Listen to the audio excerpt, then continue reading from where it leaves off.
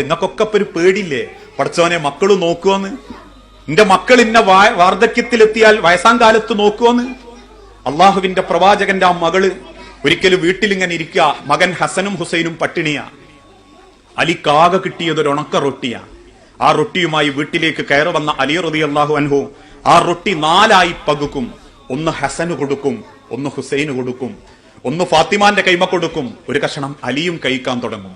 അലിയും മക്കളും തിന്നു തുടങ്ങും. ഫാത്തിമ ബീവി റൊട്ടി പിടിച്ചിങ്ങനെ കരയും. അലി ഇബ്നു അബീ ത്വാലിബ് ചോദിക്കുന്നുണ്ട്, ഫാത്തിമ നിനക്കെന്നോട് വെറുപ്പുണ്ടോ? എന്തിന് അലി? നിന്നെ നല്ല നിലക്ക് പരിപാലിക്കാൻ, വയറ് നിറച്ച് ഭക്ഷണം തരാൻ പറ്റാത്തൊരു മണ്ണനായ ഭർത്താവായിട്ട് നിനക്കെന്നോട് ദേഷ്യം തോന്നുന്നുണ്ടോ ഫാത്തിമ? ഫാത്തിമ ബീവി പറഞ്ഞു, അല്ല അലി, ഞാൻ കരഞ്ഞതിന്റെ വാപ്പാൻ ഓർത്തിട്ട.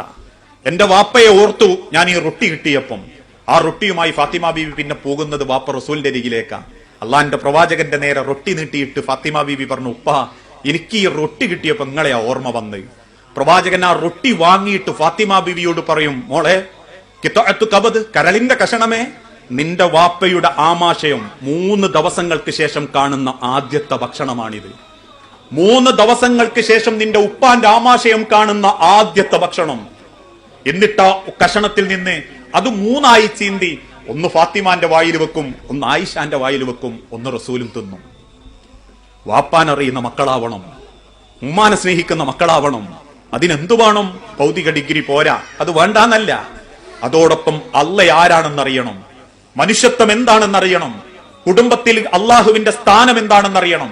അതുകൊണ്ട് കുടുംബത്തിൽ അള്ളാഹുവിന്റെ ചിട്ടകൾ കൊണ്ടുവരാൻ വേണ്ടി പരിശ്രമിക്കണം.